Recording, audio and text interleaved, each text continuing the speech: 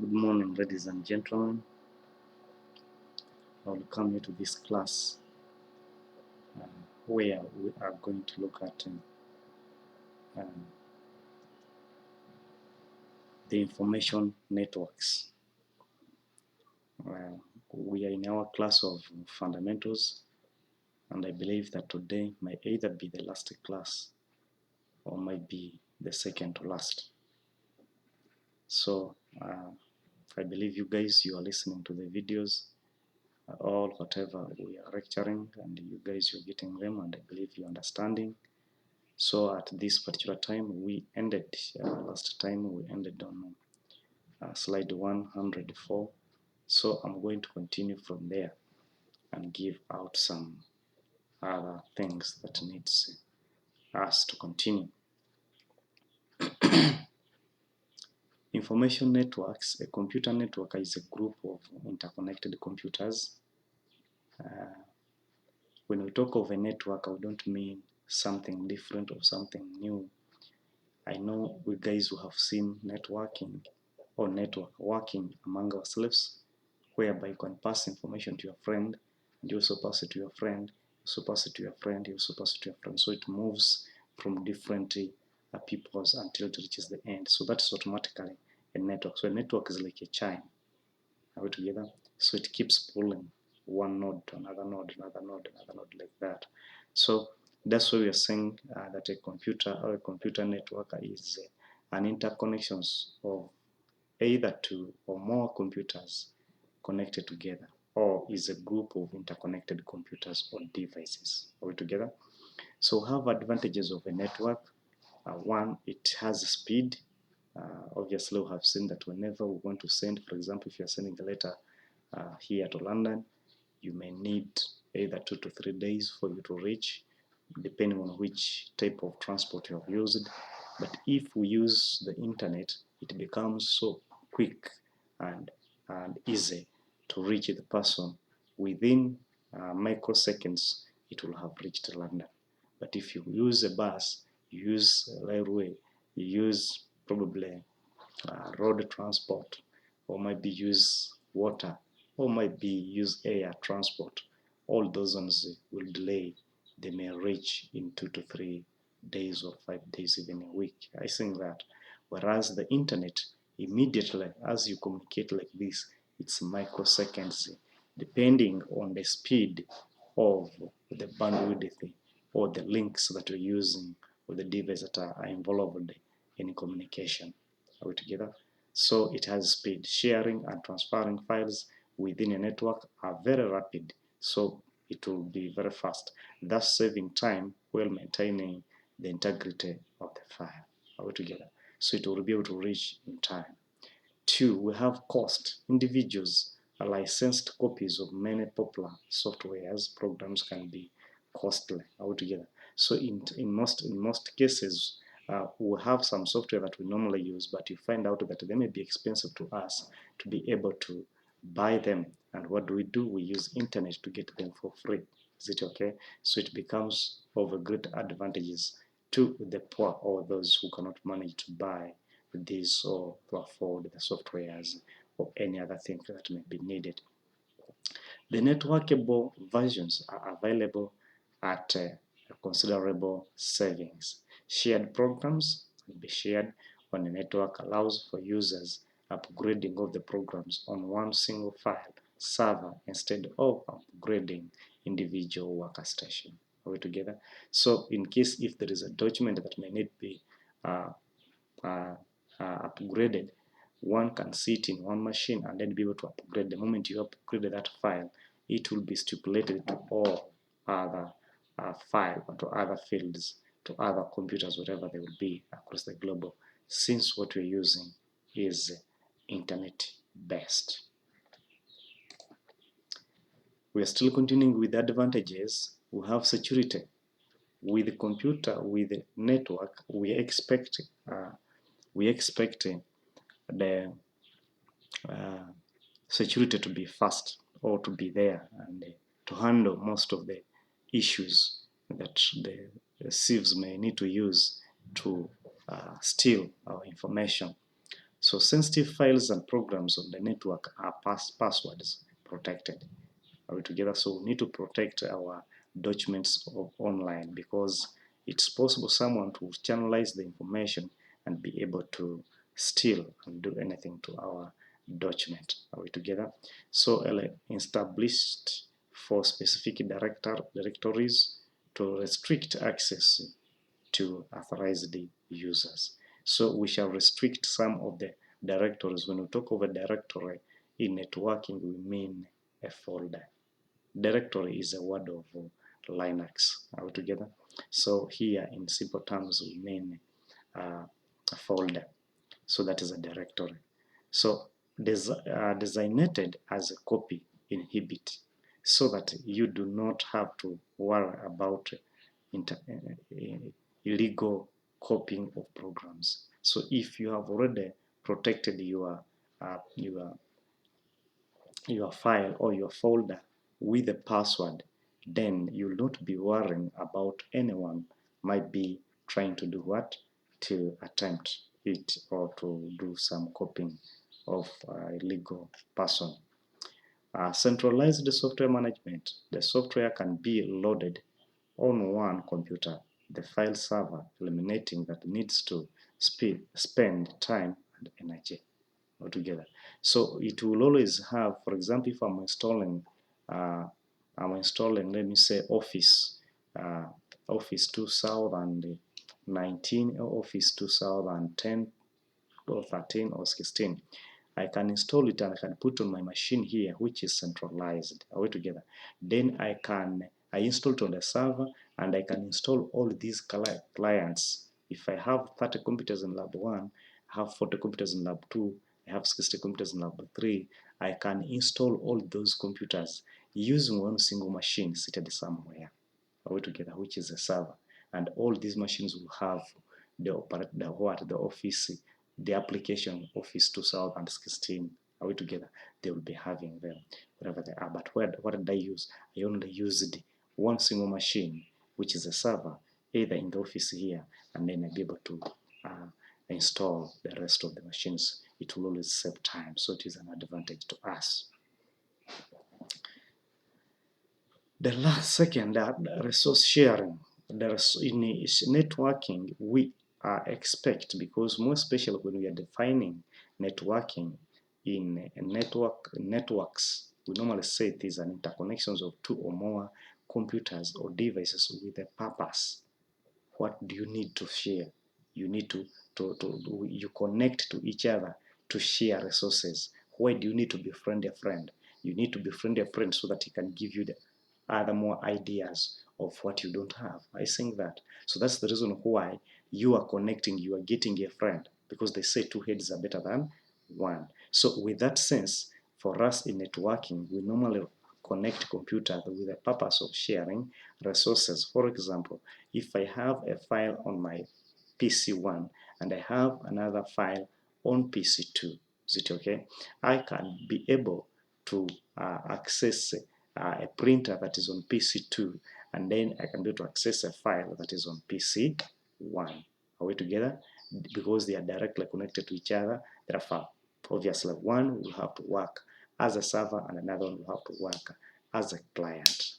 Are we together? Yes. Characteristics. What do you think would be the characteristics of a computer network? The primary purpose of a computer network is to share resources. That is its primary purpose. That's why people need this. Why do you need this friendship? Why do you need to enter into groups where there is like these circles? Because you need 10 million and you may not be able to raise it alone. So you know that when you combine together with your friends, then you can be able to share to get, you have given out 2 million and then other people are giving you 1, you find yourself if you have got 10 million and then you can be able to begin a big business. Are we together? Yes.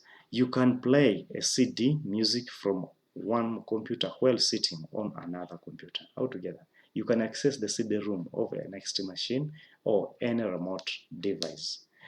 Yeah, you may have a computer with a CD writer or a backup system, but the other computer does not have it.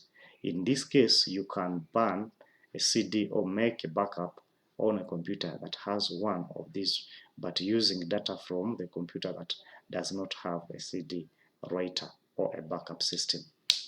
So when we are writing on the CD, we normally burn, and now you may be having a writable CD on a different machine, but the machine that you have does not have a writable CD, but you can use the one which has. In other words, you can use the resources of another machine, even though you're not directly connected to it, but as long as you are in the same network. You may have a computer that does not have a DVD player. That's the same thing that I'm repeating. So in other words, all the resources that you have, because what I call resources are things that you don't have on your machine. I may not be having a DVD, but I can use a DVD of another machine.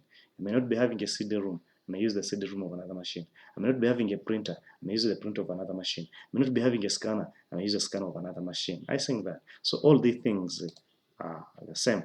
You can connect to a printer or a scanner or a fax machine. Are you getting that? So a fax machine must connect to another fax machine. Are you getting it?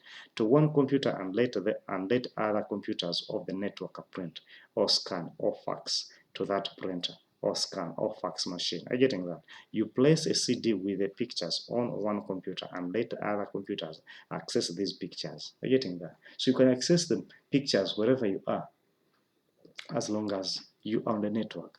You can create files and store them in one computer, then access these files from the another computer connected to it. Are you getting that? So all these things are possible in networking. So now, after looking at the disadvantages, obviously where there is advantages, we expect disadvantages to be there also.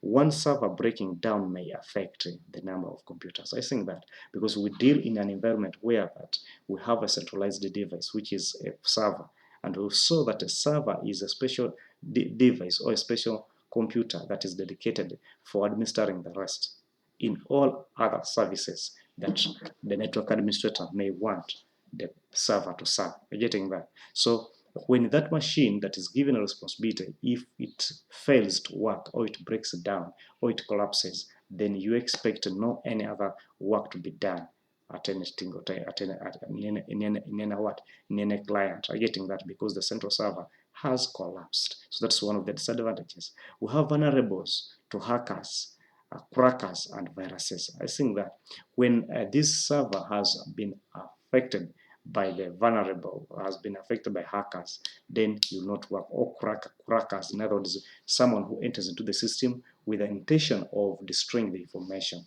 But a hacker is the person who is entering into the system with the purpose of either stealing the information or either motivating to manipulate the information, or probably to expose it with no any other intention. Are you getting that?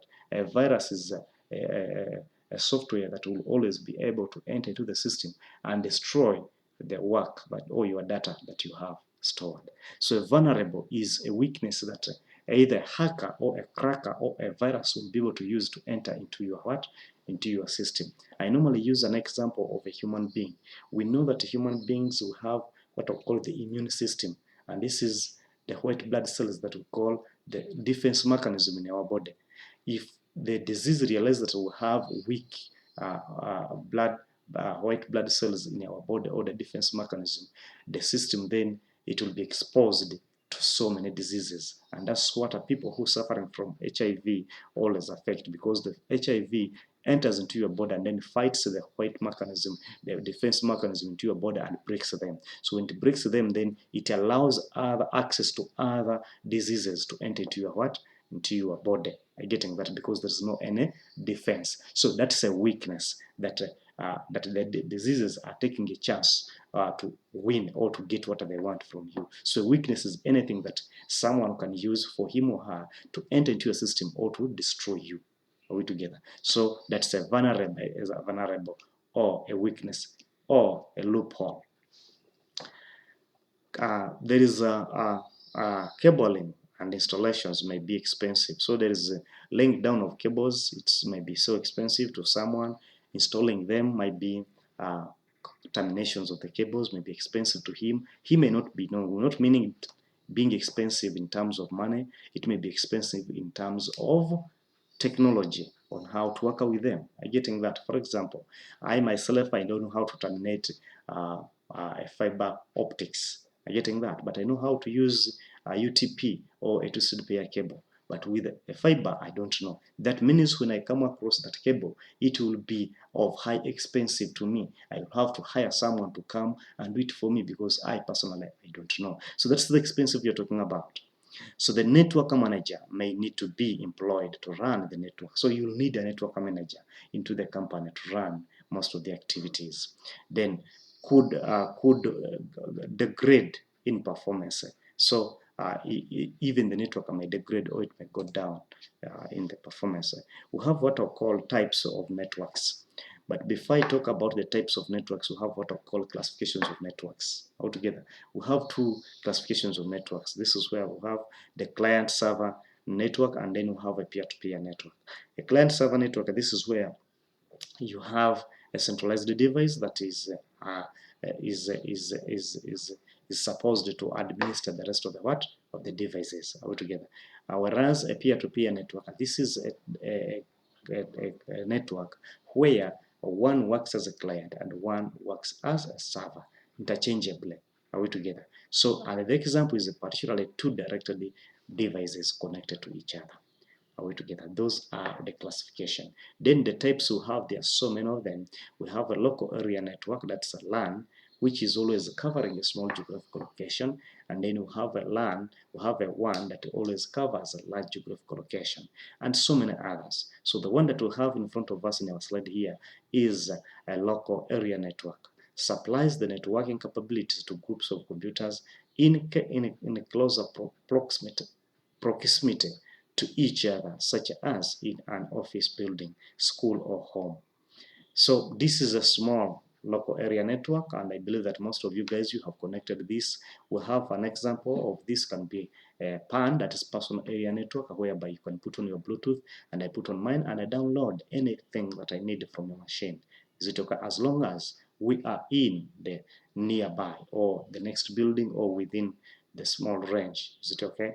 A LAN is useful for sharing resources like files, printers, games, or other applications. A LAN in turn often connects to other LANs and to the net to internet or to one. So when you combine one LANs, two of the ones or three or five will always make up a one. Are we together? So wide area network, the term wide area network usually refers to the network which covers a large geographical area locations, isn't it? A computer network that spans relatively large geographical area. Typically, a WAN consists of two or more local area networks, as I have said before. A computer connected to a wide area network are often connected through a public networks. Altogether, when we talk of a public networks, we mean ISP, that is Internet Service Provider. ISP, Internet Service Provider. Are we together? So you find out that they will be connected to that system. So they can also be connected through a licensed line or a satellite. So you can use a licensed line, and then you can use a satellite. A satellite will be launched over the sky, and then it will be able to give direct to the company when the signals are being captured by the satellites. The largest one in existence is the internet. Are we together? We are still looking at the types of the networks. We'll continue. We have campus area network. The campus network is a computer network made up of interconnections of a local area network within a limited geographical area. Are we together? So if, for example, we have Bugema University where we have different departments, we may have a LAN in a computing and informatics school, another on the School of Business, another on the administration block, another on maybe in the auditorium, another on the School of Education. So when we combine those are LANs now. When we combine them, since they are under the same area, then we can call them campus area network. So in the case of the university campuses, best computers network, the network is likely to link a variety of campuses, buildings, including the academic departments, the university library, and the students' residence halls. I think that. So this is what I call campus area network. Then we are still continuing. We talked about a PAN, that is a personal area network, is a computer network used for communication among a computer's devices, including telephones and personal digital assistant in proximity to an individual's body. The devices may or may not belong to the person in question. The researcher of a PAN is typically a few masters. PAN can be used for communications among the personal devices themselves, interpersonal communications, or for connecting to a higher level network and internet and uplink altogether. So a PAN, you can either use one-to-one communications, one router connecting to another router, a switch connecting to another switch, maybe a PC connecting to a PC, or a phone connecting to another phone, or either you may have your phone and directly connect to the ISP. Are you getting that?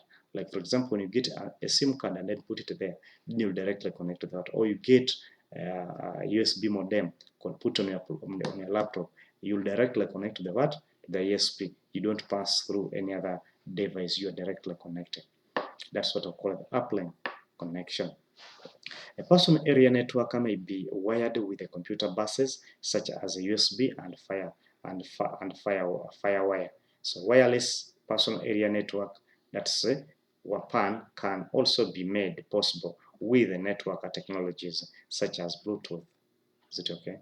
Yes. So we have metropolitan area network. Metropolitan area network. This is a relatively large network that covers at least a city like Kampala. Are you getting that? So it's a computer network that usually spans a city or a large campus. Mine usually interconnects a number of local area networks using a high capacity backbone technology such as fiber optics link, and provides uplink services to wide area network and the internet. I think that. So with this one here, it's not as big as one, but it's relatively to it. Are you getting that? To a LAN. It's bigger than a LAN because LANs can be found inside the metropolitan area network. That's a MAN. I think that. So for it can be able to span at least a large, like a city. It can cover a city like Kampala, like Mbale, like Mbarara, or any other city, Nairobi, Dar es Salaam, or Dodoma. I think that. So most of all these cities can be covered. If you have a company that its internet ends within a city, when you move out from that city, you no longer access its services, then that is a PAN. Are we together? So a MAN is optimized for a large geographical area than a LAN, ranging from the several blocks of buildings to entire cities. A MAN can also depend on the communication channels of moderate to high data rates. A MAN might be owned and operated by a single organization, but it usually will be used by many individuals and organizations. A MAN might be also be owned and operated as a public utilities. They will often provide means for interconnecting of local networks. So a LAN will, a MAN will always be able to span to a big network as it continues growing, but it will always be using these LANs. So then we look at this. I think where we see the emailing now, the functions of our network. How far can it be able to assist us or practically use it? In most cases, this is where I normally tell students of fundamentals to always open up an email and start using it. Now, we look at an email, electronic email. It will always assist us to send mails electronically via the internet. So we have said how one of the advantages of the internet will always be, it will be faster. Why? Because we can be able to email our friends that we are not within the same location. It requires an account on an email server and supporting softwares on your PC.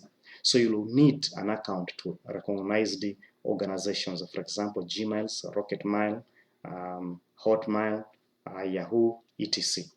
The username, you'll be able to use the username. You'll have to get a username, get a password, will also be accessed an account, and all email programs allows you to send or compose, reply, and forward mails altogether. So you can be able to compose an email, you can be able to send an email, you can, as long as you have opened or you have created an account on those recognized or public servers like Gmail server, Hotmail server, Rocket Mail server, Yahoo Mail server, etc. There are so many of them. Are we together? Then obviously you can be able to compose a message and do anything of your choice.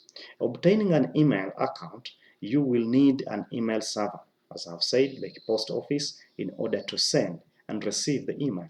Are we together? So you need an post office addresses for you to be able to send or to receive the email. You can obtain an account in school. So with account in school, it is always free.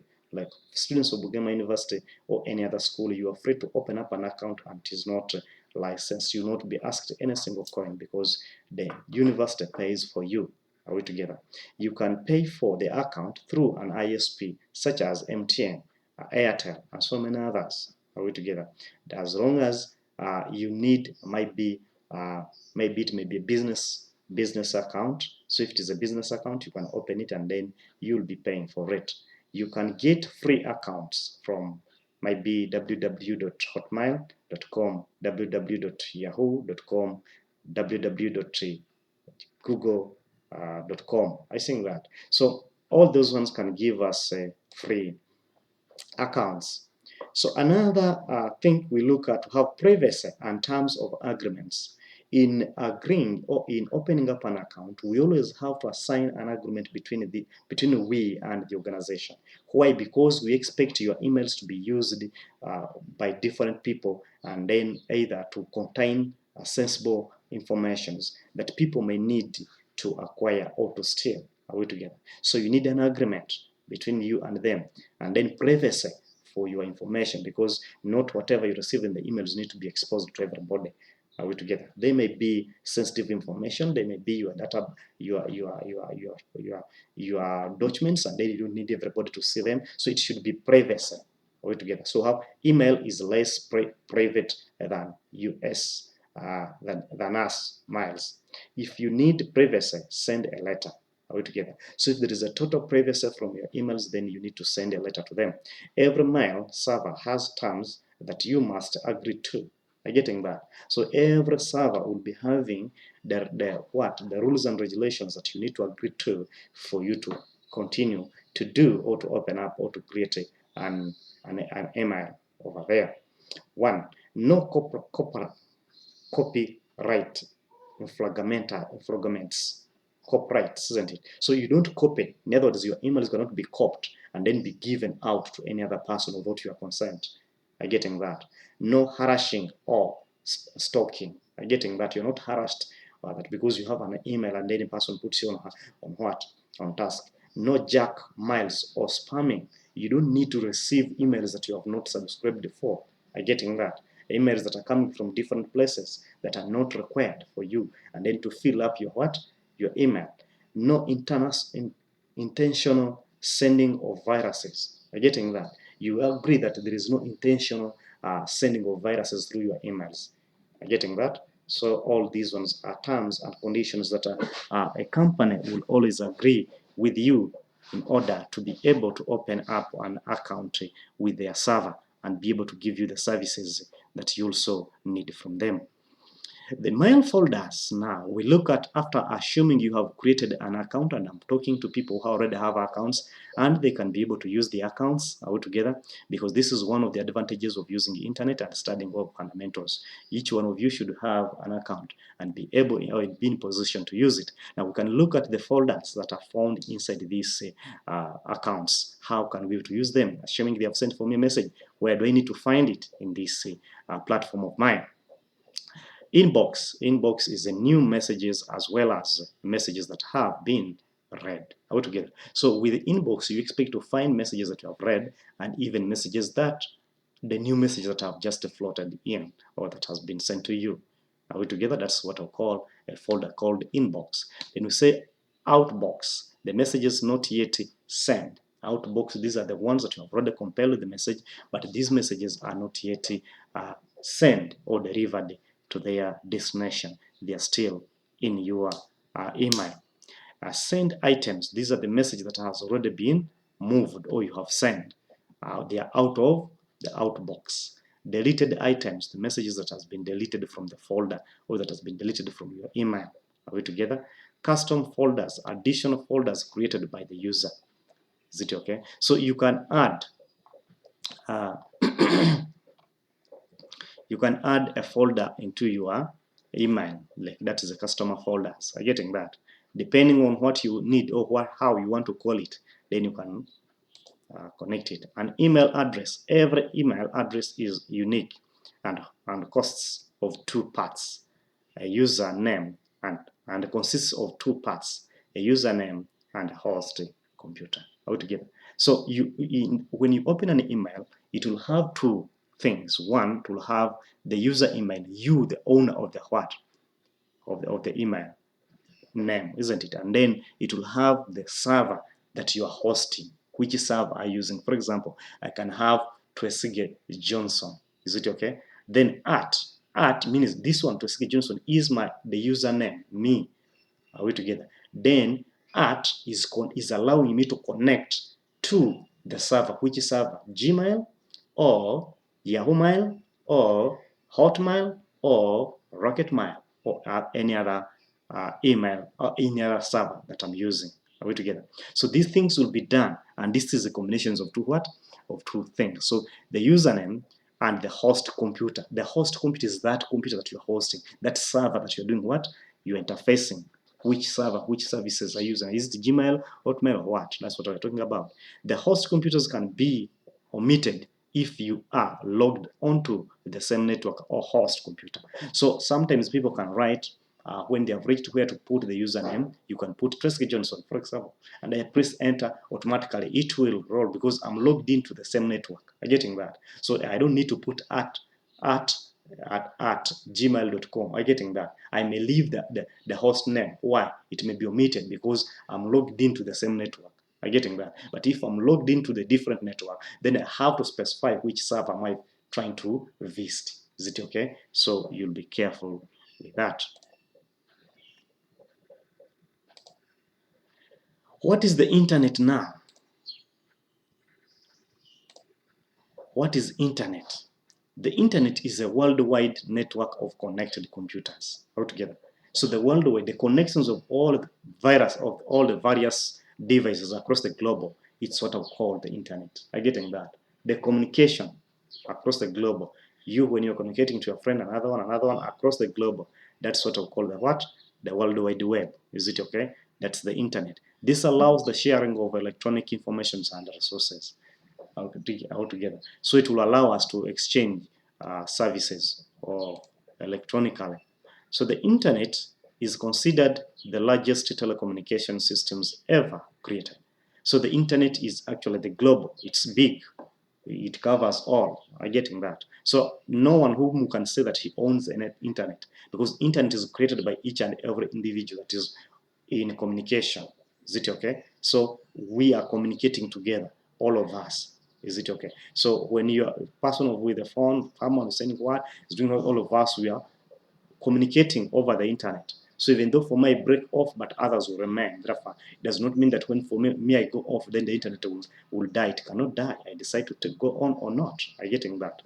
So a common set of rules known as the protocols allows the transport and the viewing of files and documents found on a computer connected to the internet. I'm getting that. Now we have some what I call common rules that we use. In human being, we have rules that normally assist us to communicate or to pass information to our friends altogether. The same applies to computers, that also in devices we normally have that such rules that always will govern their communications. And these ones we normally call them protocols. A protocol is a set of rules that governs communication in all ways. Are we together? For example, I'm communicating and you guys, you're listening to me. As you're listening, you are now trying to record what I'm saying. Are we together? But if I'm talking and you're also talking, then the message that I'm saying and yours will also be colliding and they will not receive anything and all of us will not get anything. That's why the same rule is applied to computers or to devices. What is the World Wide Web? The World Wide Web, WW, is one part of the internet. You're getting that? It's just a part of the internet that shows. That's why you see www.google.com. That means the World Wide Web. That's a worldwide. It's covering the entire world. Are getting that? Then connected to which company? Are getting that? This it is an entire connection. The World Wide Web. The World Wide Web is a hypertext-based system. Is a hypertext. When you say it is a hypertext, in other words, it uses what I call the markup language. It uses a protocol which we call the HTTP globally. Are you getting that? That's a web browser. Is it okay? The hypertext allows the users to click on a button or highlighted text using a mouse to go to another web pages containing a text, sound, pictures, or a video. Are you getting that? So the protocol, that protocol called hypertext, that is HTTP, will always allow us to connect to other pages within the world. Are you getting that? Within the World Wide Web. That's why you see that when a company have a website, it must start with the web www dot something. Are you getting that? You cannot say dot then something. No, it has to begin with the world, because worldwide is a part of the internet. You're like pulling, you're getting a part of the internet, and then you add your company, then .sco.ug or .org. Are you getting that? So www, it's a part. You are connected. That's why I say this company has a website. In other words, that company can be accessed across the globe. I believe we are together, guys. So we have a website. A website is similar to the magazine with articles. It is a collection of web pages. You're getting that? So a website, this is like Bugema website. You find so many websites. You find so many pages connected there. I'm getting that. For example, I can have a website of Bugema University. On the Bugema University website, I expect to see their school of business, school of computing, school of education, school of what, all others. I'm getting that. That's a website. It's like a magazine. When you open a magazine, the page outside will be welcoming you to the magazine. When you open each page of a magazine, tells you different activities that are being done. And when you go to the second page, it's like pages that you are opening within the electronic website. Are you getting that? So that's why they're telling you it's like a web page.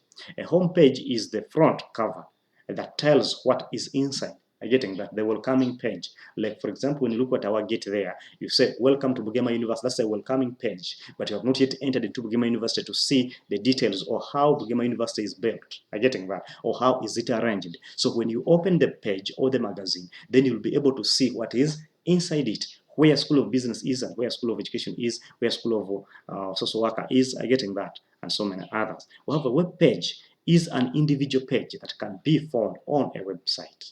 Are getting that? That's an individual page that can be found on what? On a website. That's like a link that you connect to get what you want. Web browsers. A web browser lets you access the www and browses the internet for information. For example, we talk of Firefox, Mozilla Firefox. We talk of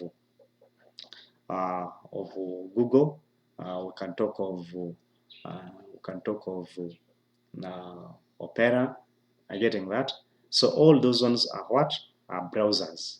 Those are browsers. Chrome, we can talk over Chrome. So you use the browser to maneuver through the web pages.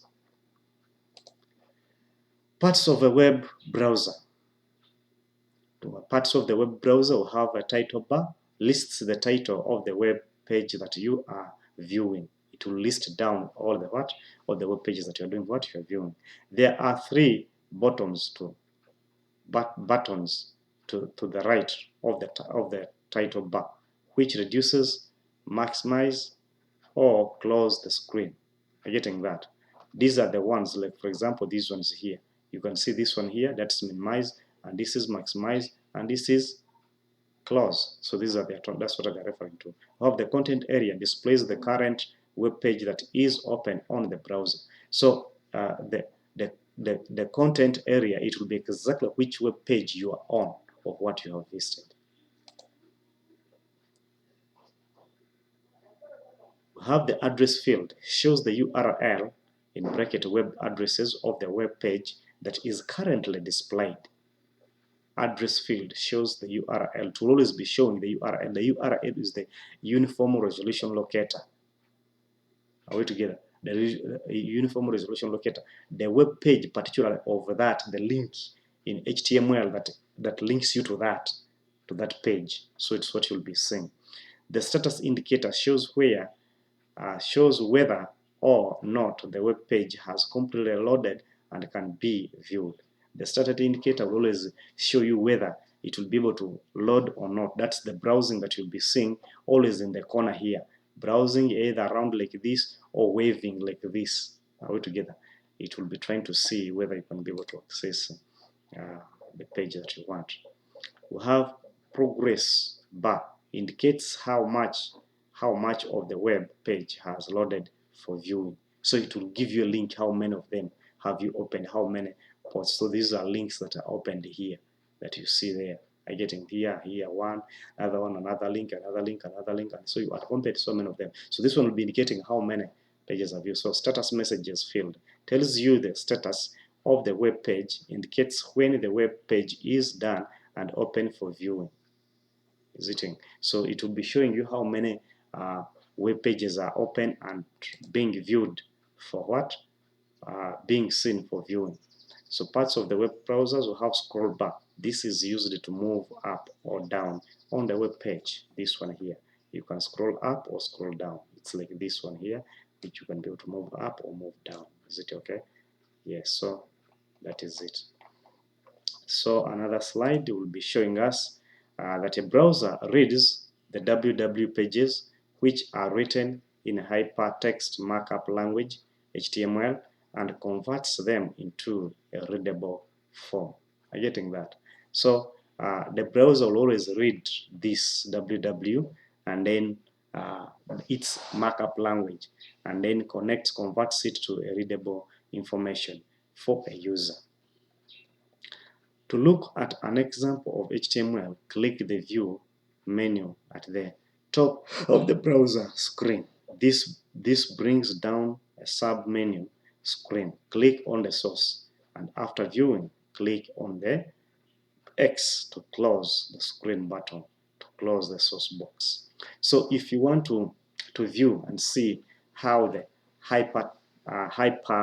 hypertext markup language, how it is written, because this is too much of programmers.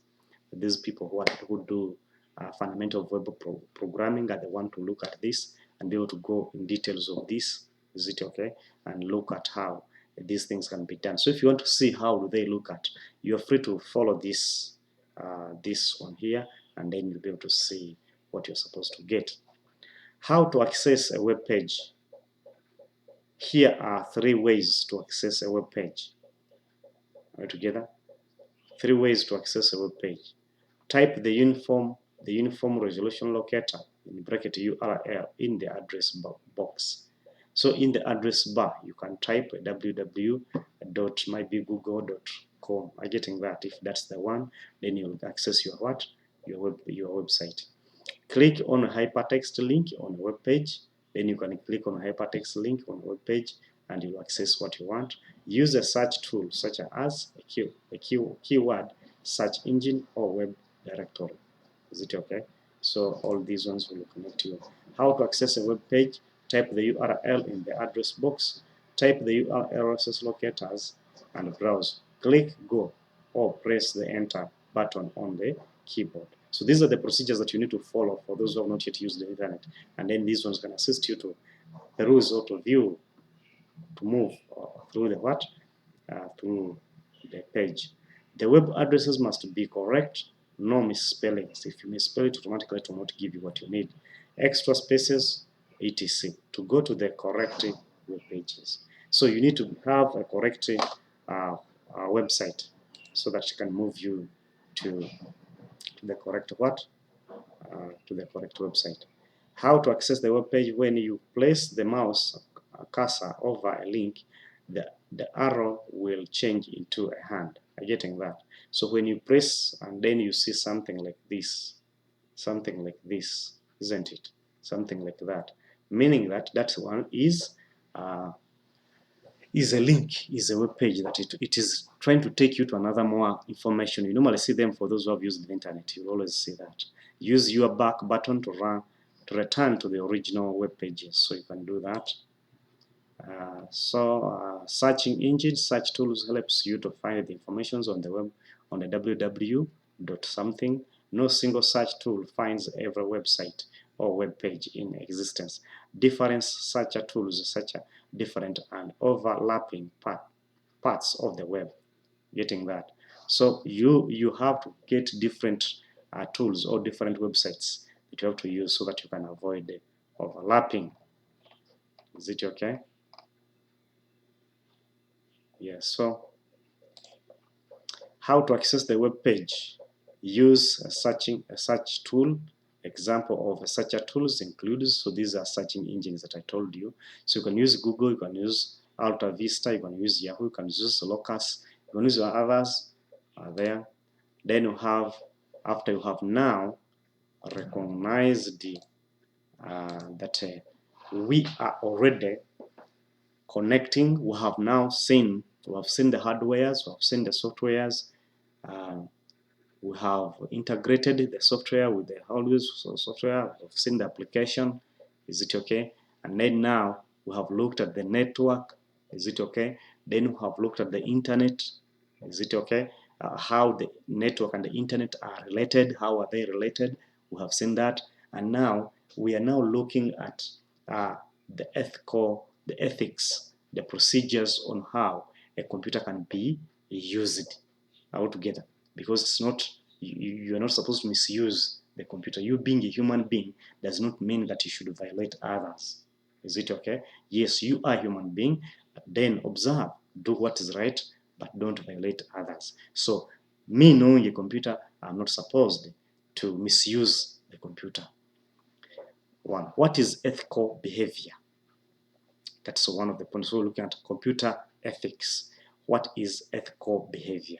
How do we make ethical decisions altogether? What is ethical behavior?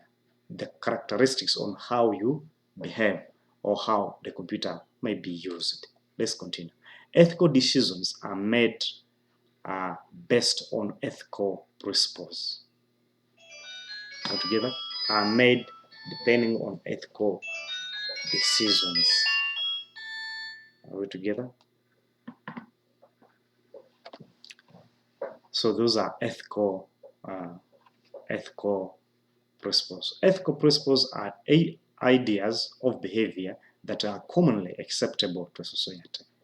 So the characteristics or the way that you're doing things, it's what is acceptable within the society. In most cases, some of us, when we enter into the community, we normally tend to not to capture their characteristics so that we can fit into that society. Are we together? Then it becomes a challenge for us to fit into the society. Why should we care about ethics? Why should we have ethics? Why should we care about it? We make a number of ethical decisions daily. On a daily basis, each one of us makes millions of decisions altogether. So you make decisions, others are good, negative, others are positive. So all those are decisions on a daily basis. We make them all at any single time. So some unethical decisions can put us on the wronger side of the law, which is true, can put us on the wrong side of the what? Of the law. We decide badly, and then we find ourselves either in prison or anywhere, or we mess up with the situation. Decisions can affect our career and reputation. So when we make wrong decisions, it may make us probably to repeat our careers. Are you getting that? So we delay in our career. We delay. We don't always progress. Why? Because we made the wrong decision. For example, I can give an example of some person, think that someone has, maybe you may decide to get married now today. And when you get married, then probably it was not the right time for you to do. And then the person you have got married to may not be the one that you're supposed to marry. And obviously you'll have to delay in marriage because that person will go, maybe you may not be able to be together with her or him. You may not continue with the love, and then love breaks, you'll again go and remarry again. I think how now you are repeating the same thing. So how many times have you repeated it? So you are delaying. Actually, you are delaying your courage, you are delaying your development, you are delaying your things, which is affecting so many people now. Altogether, you find someone marrying 10 times, 5 times. Why? Because the first woman might be misbehaved, or maybe the first man misbehaved. The second time also the same mistake. The third time. So sometimes mistakes are there, and then these are the ones that always makes us to delay in our careers. Obliged to uphold the principles of the society in which we live. Sometimes when we have refused to cope up with the characteristics or with the behaviors of the society that we are living in, or that we have come in. For example, we have different characteristics that are being done at home. When you come to the university, you have different characteristics. Are you getting that? So you don't want to leave the character to capture or to adopt the characteristics of Bugema University, and then you say Bugema University is bad because it cannot allow me to exercise. They're telling you there's no smoking here, there is no alcohol here, and then you say, bad, no, this place I cannot be there, and then you want to continue with your behaviors. Then this will be bad, because one time you'll be captured and then put to prison. So they're putting on bad of the bad side of. So we have now, those are ethical decisions. So in thinking, in decisions, we need to be careful when you're thinking. And here we need to ask God always to assist us, to make us be able to be in a good way on how we can be able to become good reasoners, or might be to come up with good decisions or good decision makers. Otherwise, we may end up be repeating ourselves. Then after that, after decision making, then you can look at the 10 commandments of the computer. I believe many people have the 10 commandments of God, but we also in the computer, we do have the 10 commandments, which are not the same of God, but ours, to lead us or to make us move, which will get hand in hand with the computer ethics. Are you getting that? Ethics are the principles of how to use a system. Thou shalt not use a computer to harm other people. Are you getting that? So in this one, the first command is saying that we should not use computers to harm others, like people who are hackers, crackers, viruses, designers. Are you getting that? These are programmers.